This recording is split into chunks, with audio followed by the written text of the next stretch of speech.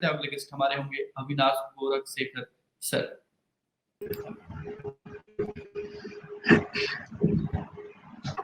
Sir आवाज मिल रही है? हाँ बिल्कुल मिल रही है जी। Good morning sir. Good morning. कैसा दिख रहा है सर निफ्टी बैंक निफ्टी?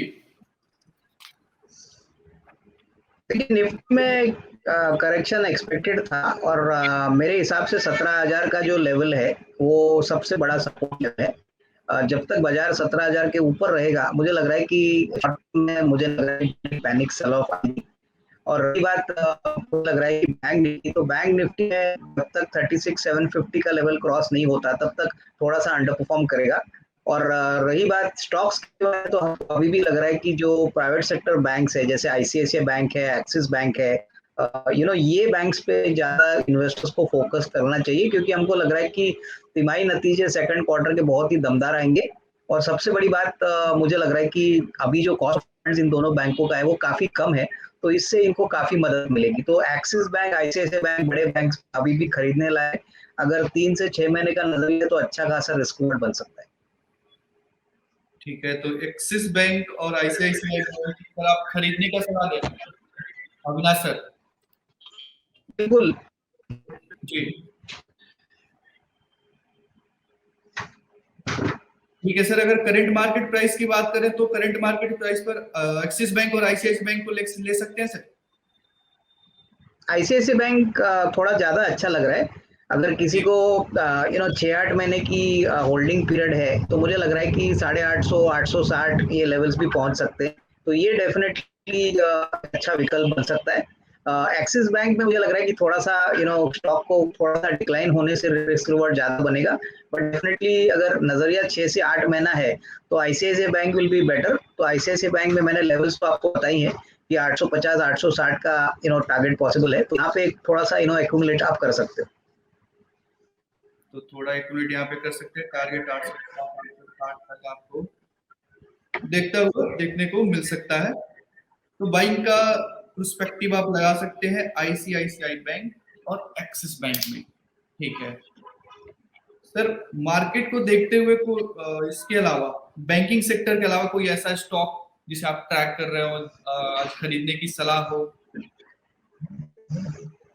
देखिए कॉफी के शेयर्स काफी बढ़ चुके हैं यहाँ पे। सीसीएल प्रोडक्ट्स बहुत ही बेहतरीन लग रहा है। इनफैक्ट के बाद अभी वियतनाम में सुनने में आ रहा है कि कॉफी का प्रोडक्शन काफी इफेक्ट हो चुका है, तो इसका इम्पैक्ट कॉफी के प्राइसेस पे तो आ ही जाएगा। बट जो वैल्यू एडेड प्रोडक्ट्स बनते हैं जैसे सीसीएल प्रोडक्ट बनाती है, इसके लिए भी काफी अच्छी बात है क्योंकि इनका export Europe, US, middle east को भी होता है।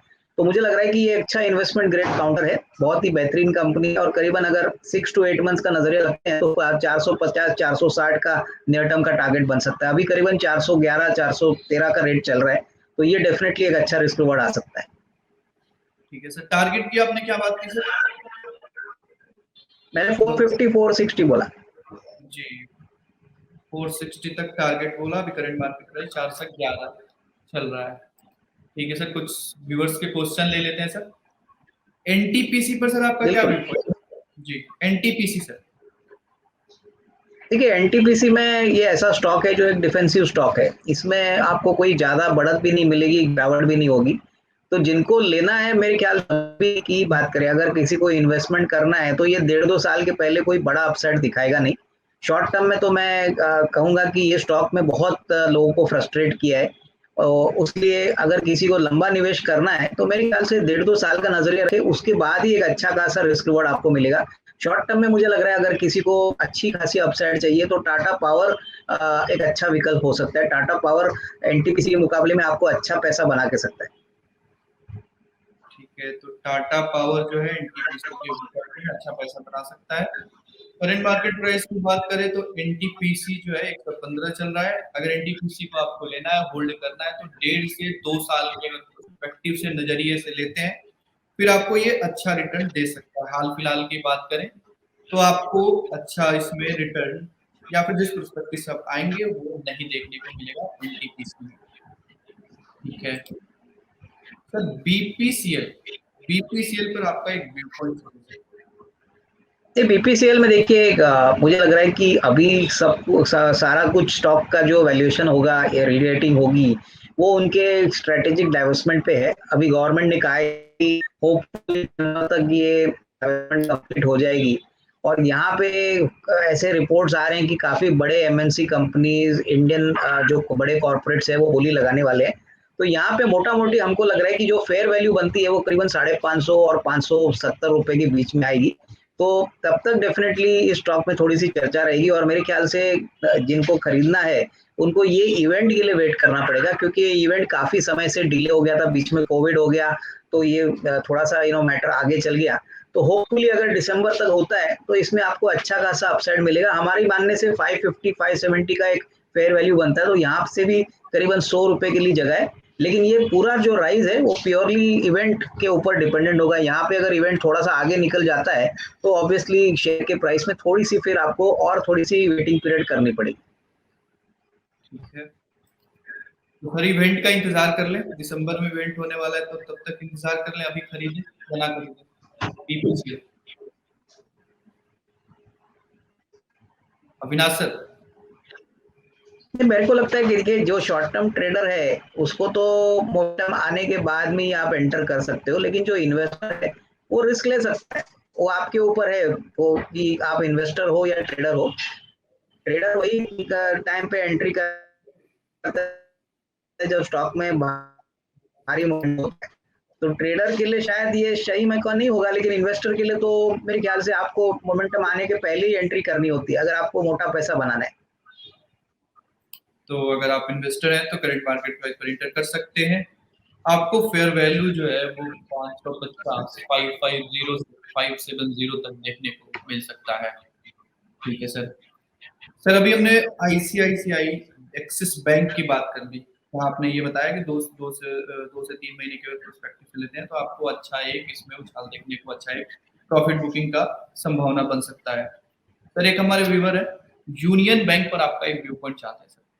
यूनियन बैंक, देखिए यूनियन बैंक बेसिकली एक सरकारी बैंक है और अगर हम इस बैंक की परफॉर्मेंस देखें तो मुझे लग रहा है कि बहुत ही वीक वाला परफॉर्मेंस यूनियन बैंक ने प्रेजेंट किया है।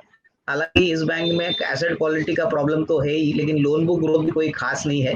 तो ये बैंक में अगर इनका नजरिया एकदम शॉर्ट टर्म है तो मुझे लगता है कि हो सकता है कि इनको थोड़ा सा मदद मिले क्योंकि गवर्नमेंट अभी रिकैपिटलाइजेशन की बात कर रहा है, वापस कोई बड़ा पैकेज की बात कर रहा है, तो यहाँ पे एक हल्का फुल्का अपसाइड इनको मिलेगा। लेकिन लंबी अवधि के लिए मुझे नहीं लग रहा है कि यूनियन बैंक में कोई बड़ा पैसा बनेगा क्योंकि ये बैंक की एसेट क्वालिटी बहुत ही खराब है।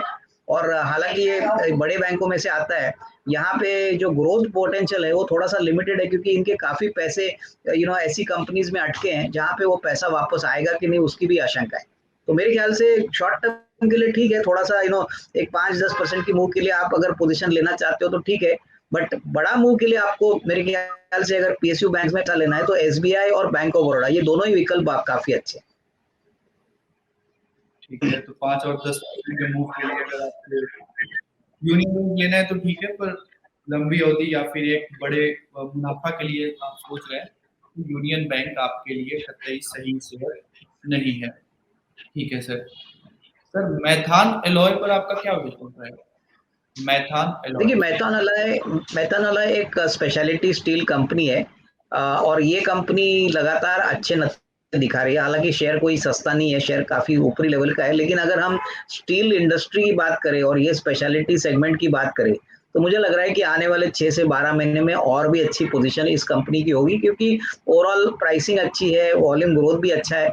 तो यहाँ पे मुझे लग रहा है कि अगर किसी को निवेश करना है तो कम से कम साल भर का नजरिया रखे, यहाँ से भी करीबन 15-20% की अपसाइड मिलेगी। करीबन अभी if I am not wrong price करीबन 1400 रुपया, राइट? जी सर, प्राइस अभी 1400 रुपये मैथान का चल रहा है। हाँ, तो 1400 का प्राइस है तो यहाँ पे मुझे लग रहा है कि कम से कम 1650 1680 का टारगेट बन सकता है। तो ये डेफिनेटली आप देख लीजिए, ये अविनाश ये सर, मुझे डेफिनेटली अच्छा खासा लग रहा है। सर अभी मैथान एलॉय की अगर करंट मार्केट प्राइस की बात करें तो 973 रुपये चल रहा है सर। मेरे ख्याल से खरीदना चाहिए ये रेट पे, तो मुझे लग रहा है कि बहुत ही अच्छा रिस्क रिवॉर्ड बन सकता है।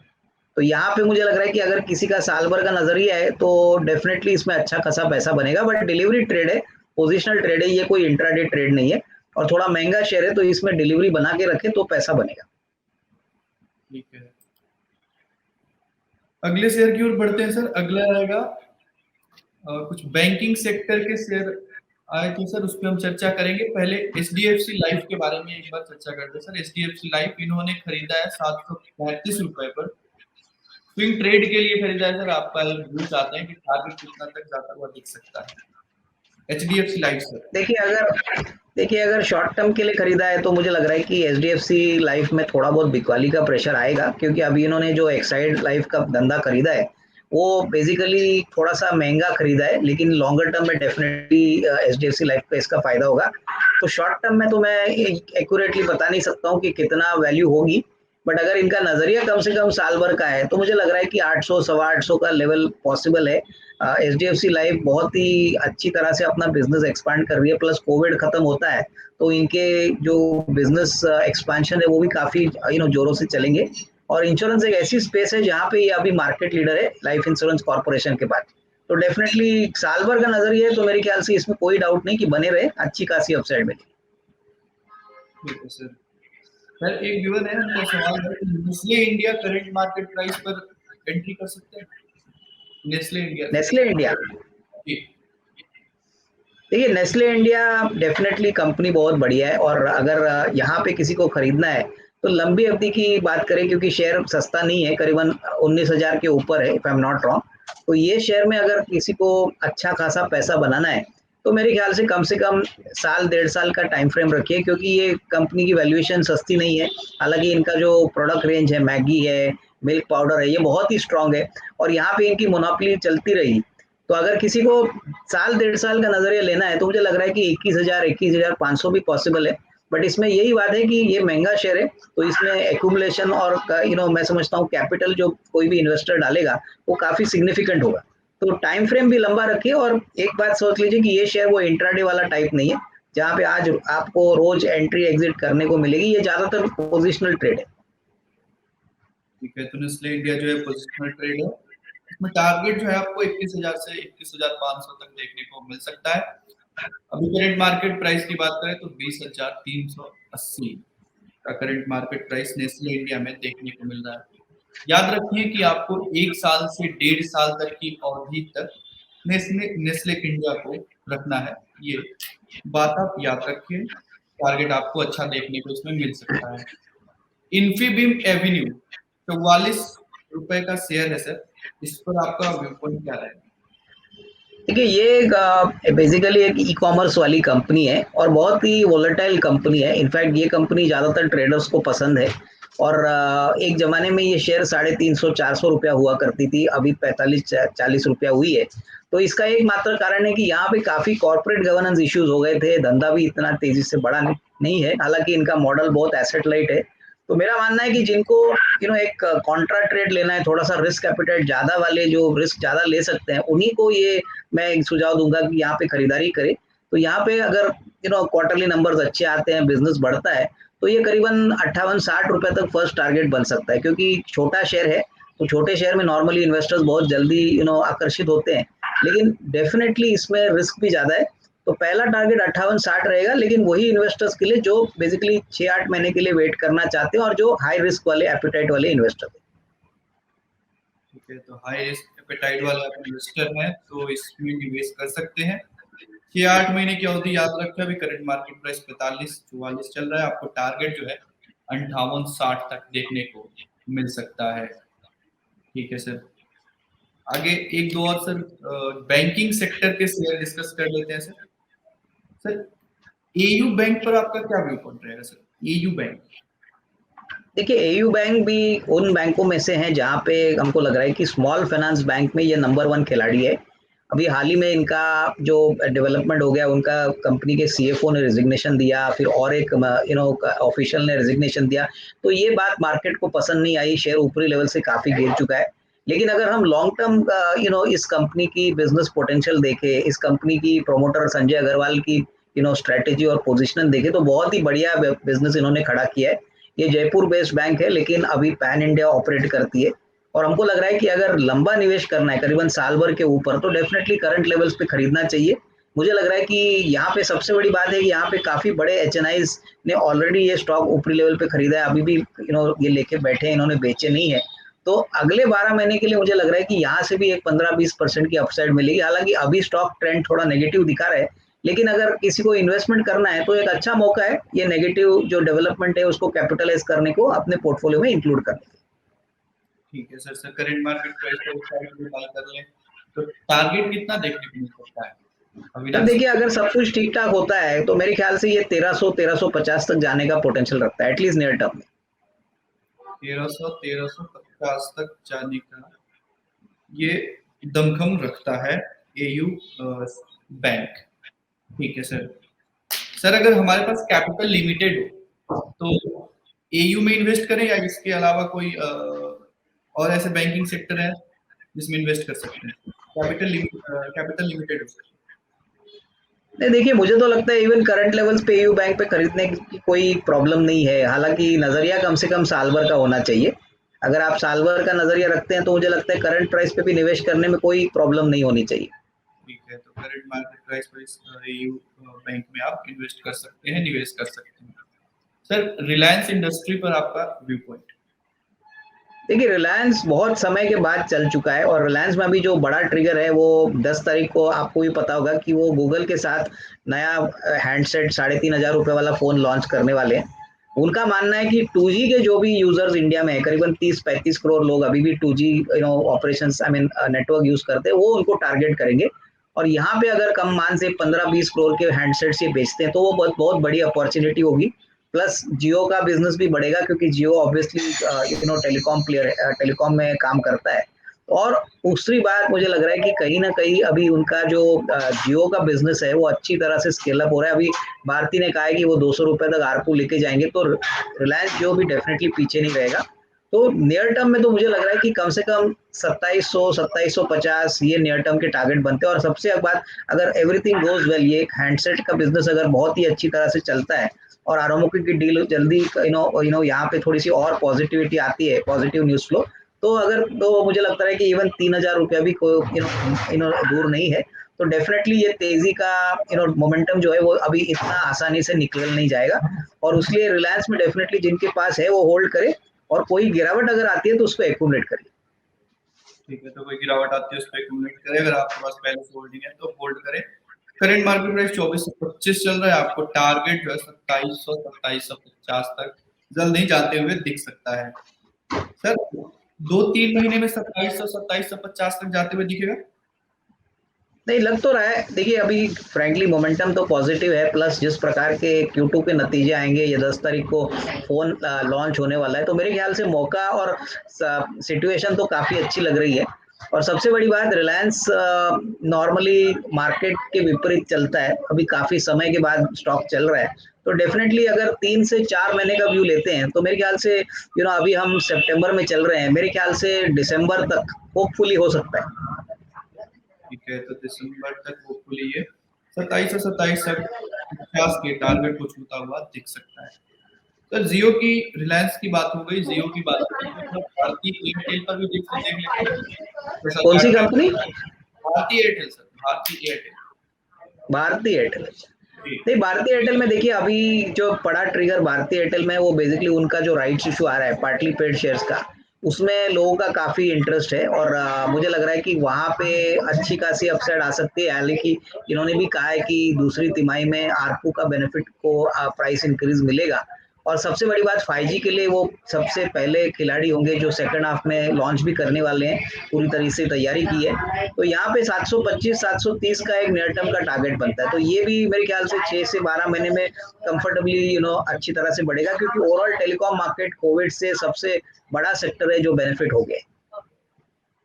ये तो भारतीय एयरटेल में भी आपको एक अच्छी मिसाल देखने को मिल सकती है। टारगेट जो है 725 से 730 तक देखने को मिल सकती है।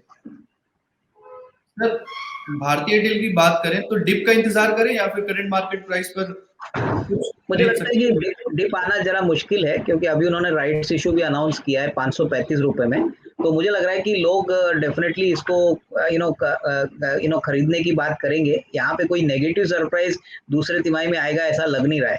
तो नतीजों भी अच्छे आने की उम्मीद है, राइट्स इशू भी अनाउंस किया है। प्लस 5G सेकंड हाफ में अनाउंस करने वाले हैं, तो मुझे नहीं लग रहा है कि करंट प्राइस में आपको कोई भारी गिरावट देखने को मिलेगी। तो ये लेवल मेरे ख्याल से नियर टर्म के लिए बरकरार रहने की पॉसिबिलिटी है। ठीक है, तो बात न्यूज की करें, बात चार्ट की करें, इसमें कोई जोखिम भारतीय एयरटेल में नहीं दिख रहा है। करंट मार्केट प्राइस 666,665 इसी के रेंज में चल रहा है, तो आप यहाँ से अपने निवेश इसमें कर सकते हैं। भारतीय एयरटेल में आपको टारगेट जो है 725 से लेकर 730 तक देखने को मिल सकता है। Sir Gayatri project view point sir. Gayatri projects में देखिए, ये बेसिकली एक कंस्ट्रक्शन और ईपीसी प्लेयर है, और मुझे लग रहा है कि यहाँ पे थोड़ा सा ये प्रमोटर और ये कंपनी के बिजनेस में काफी वॉलेटिलिटी हमने देखी है। मेरे ख्याल से यहाँ पे मुझे नहीं लग रहा है कोई बड़ा अपसाइड आएगा। हालांकि यहाँ पे भी देखिए, अनलॉकिंग के बाद कंस्ट्रक्शन एक्टिविटी, इंफ्रास्ट्रक्चर एक्टिविटी काफी जोरों से बढ़ेगी, लेकिन मेरे विचार में काफी अच्छे दूसरे कंस्ट्रक्शन कंपनियां जैसे कि एनसीसी है, जो अच्छे प्राइस पे चल रहा है, इनकी ऑर्डर बुक भी काफी अच्छी है। तो गायत्री प्रोजेक्ट में मुझे लग रहा है कि ज्यादा से ज्यादा ये कोई जिसके पास है वो होल्ड करे, फ्रेश खरीदारी ना करे। स्टॉक निचले लेवल से काफी भाग चुका है, और उसके मुकाबले में एनसीसी जो होगा, नागार्जुना कंस्ट्रक्शन कंपनी, ये मेरे ख्याल से काफी अच्छा करेगा। ठीक है सर। सर एचएफसीएल पर आपका क्या व्यू पॉइंट है? एचएफसीएल, देखिए एचएफसीएल यानी हिमाचल फ्यूचरिस्टिक, राइट? जी देखिए, एचएफसीएल में हमको लग रहा है कि ऑर्डर बुक काफी अच्छी है, स्टॉक निचले लेवल से काफी चल भी चुका है, और टेलीकॉम क्षेत्र में अभी 5G का मार्केट खुलने वाला है। ऑलरेडी इनका 4G के लिए डिमांड ऑर्डर बुक काफी स्ट्रांग है।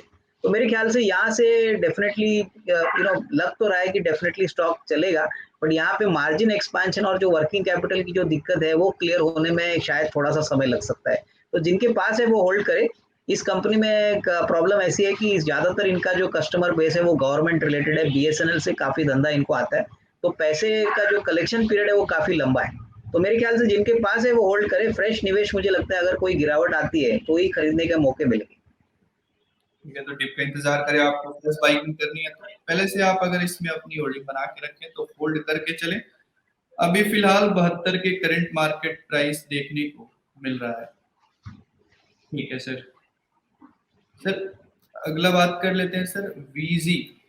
सर ये हमारे एक व्यूअर हैं जो बोल रहे हैं न्यू आईपीओ कृष्णा पर क्या व्यू है अविनाश सर का? कौन सी कंपनी? सर एक आईपीओ आया था कुछ दिन इसी महीने, कुछ दिन पहले सर, बात करें 20-25 दिन पहले, कृष्णा सर, KRSNAA। एक्चुअली ये कंपनी हम ट्रैक नहीं करते, तो आईपीओ है तो शायद मैं उनको इतना एग्जैक्ट बता नहीं सकूंगा। तो ये कंपनी मैं ट्रैक नहीं करता। ठीक है सर, तो दूसरे शेयर की बात कर लेते हैं, कोल इंडिया। देखिए, कोल इंडिया में जिस प्रकार का वॉल्यूम प्रोडक्शन आ रहा है, जिस प्रकार का वॉल्यूम ग्रोथ दिख रहा है, कम से कम इस साल वॉल्यूम प्रोडक्शन थोड़ा सा जोरों पे है। प्लस कोल इंडिया का शेयर, मैंने आपको पहले भी बोला कि ये बेसिकली डिविडेंड के लिए ही इम्पोर्टेंस में आता है, क्योंकि काफी बड़ा डिविडेंड गवर्नमेंट को कोल इंडिया से मिलता है। तो अगर किसी को मेरे ख्याल से कोल इंडिया में पोजीशन लेनी है तो मेरे ख्याल से डिविडेंड के टाइम पे ही खरीद लीजिए, क्योंकि अभी बीच में मुझे नहीं लगता है कोई बड़ा डिविडेंड आएगा। नॉर्मली डिविडेंड यील्ड करीबन 10-11% कोल इंडिया का होता है। तो लोग कोल इंडिया में डिविडेंड स्ट्रिपिंग भी करते हैं, डिविडेंड यील्ड के लिए भी शेयर खरीदते हैं, लेकिन ग्रोथ के लिए खरीदते नहीं। तो मेरे ख्याल से अगर इनको लेना है तो क्लियरली एक अभी पोजीशन बना दे, और मेरे ख्याल से ज्यादा 165-170 का टारगेट रखे। लेकिन यहाँ पे जो बड़ा ट्रिगर होगा वो बेसिकली डिविडेंड होगा, क्योंकि डिविडेंड यील्ड के लिए ये स्टॉक काफी पॉपुलर है और लोग काफी ये शेयर डिविडेंड के लिए खरीदते हैं। तो 165-70 का टारगेट एक साल में आप लगा दीजिए। अभी हम लोग सितंबर में है, तो ऑब्वियसली मार्च तक मुझे लग रहा है कि 170-75 होने की पॉसिबिलिटी रहेगी। ठीक है, तो डिविडेंड इंडिया है वो पॉपुलर है। साथ ही साथ अवधि की बात करें तो 6 महीने यानी मार्च तक आपको टारगेट 165-170 तक जाते हुए दिख सकता है। करंट मार्केट प्राइस कोल इंडिया का 147 अभी हाल फिलहाल है। सर अगला स्टॉक की ओर बढ़ते हैं, इरकॉन इंटरनेशनल। सर स्पेल कर देता हूँ, IRCON।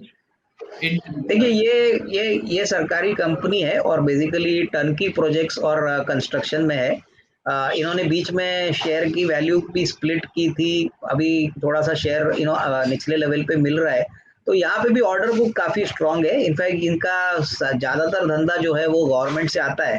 तो यहाँ पे अगर स्टेडी रिटर्न्स अगर किसी को चाहिए तो मेरे ख्याल से होल्ड करिए। फ्रेश निवेश मुझे लगता है इसमें मत करिए, क्योंकि देखिए ऐसे सरकारी शेयर में हमने देखा है कि रिस्क रिवॉर्ड अच्छा होता है लेकिन प्राइस एप्रिसिएशन इतना तेजी से होता नहीं। तो आपको अगर पैसा बनाना है तो आपको प्राइवेट सेक्टर में ही पैसा लगाना पड़ेगा। ये शेयर्स में डिविडेंड अच्छे आते हैं लेकिन ऑब्वियसली मार्केट को अभी भी ये कंपनीज में जो वैल्यूएशन कंफर्ट है वो अभी भी आती नहीं है, और उसलिए शायद आपने देखा होगा कि काफी ऐसे सरकारी कंपनीज है जिनकी डिविडेंड अच्छी है, प्रॉफिट अच्छी है, लेकिन शेयर के प्राइसेस भागते नहीं है। तो उस पॉइंट ऑफ व्यू से जिनके पास है वो होल्ड करे। बट अगर आपको कैपिटल गुड्स में अगर कोई कंपनी लेनी है तो मुझे लग रहा है कि देखिए थर्मैक्स है, उसके बाद आपका ये एल है, तो यहाँ पे ग्रोथ पोटेंशियल कैपिटल गुड्स में काफी अच्छा होगा। इरकॉन डेफिनेटली लॉन्गर टर्म के लिए अच्छा है बट शॉर्ट टर्म में कोई बड़ा ट्रिगर नहीं। ठीक है, तो शॉर्ट टर्म में कोई बड़ा ट्रिगर नहीं है। करंट मार्केट प्राइस 44 चल रहा है। सर एलएनटी की अभी बात आपने की, तो एलएनटी पर एक आपका छोटा व्यू पॉइंट हो ही जाए। देखिए एल में हमको लग रहा है कि अगला साल काफी इनके लिए अच्छा रहेगा, क्योंकि सबसे बड़ी बात कोविड का अगर होपफुली क्लियर होता है तो इनको एग्जीक्यूशन के लिए बहुत अच्छी पॉसिबिलिटी मिलेगी।